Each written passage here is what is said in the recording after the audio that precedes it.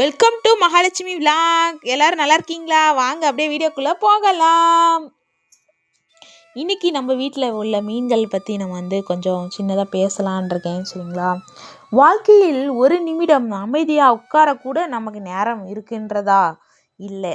ஆனால் நம்ம வீட்டுக்குள்ளேயே ஒரு சின்ன உலகத்தை உருவாக்கி அது மூலமாக எப்படி மன அமைதி அடையலாம்னு தான் இன்னைக்கு வீடியோவில் பார்க்க போகிறோம். ஆமாங்க, நம்ம வீட்டு மீன்களை பற்றி தான் இன்னைக்கு பேச போகிறேன். சரிங்களா? முதல்ல இந்த மீன்கள் ஜாடியை பாருங்க. அந்த கலர் கற்களோடு நடுவில் அந்த சின்ன சின்ன மீன்கள் எவ்வளவு அழகா நீந்தி விளையாடுதுன்னு.